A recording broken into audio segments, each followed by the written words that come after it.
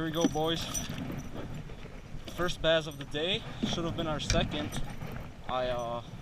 Weakly hooked. I'll show you in 1 second here. Oh, barely hooked. Look at that. Wow. He slammed it hard though. On the white chartreuse spinnerbait, willow blades. That's a nice 1.5 pounder. Largemouth bass. First one of the day. I missed earlier a nice 4 pounder. 3. Such a chunk. What a beauty. But at least we caught one for the day. That's a nice bussy bass. Conditions are actually quite cold. It's around 50 degrees Fahrenheit. Water cooled down, overcast, and it rained in the morning. So I was thinking these bass would be active, but I fished for around 3 hours too. And we got a nice 1.5. Beautiful bass though. What I'm doing here, guys, is throwing at these fallen trees. It's decent structure. It's pretty deep, I guess, 6 feet, so it's not too shallow.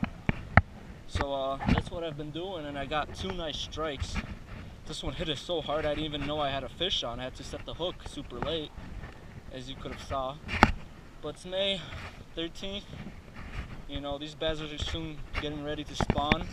Chunky male right here. Beauty. Wow. Let's release this. Look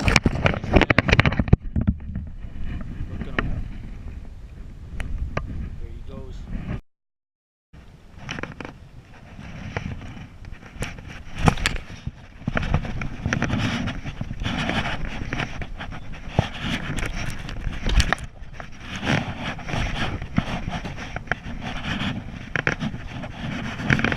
Just caught a carp, boys, with my paddle.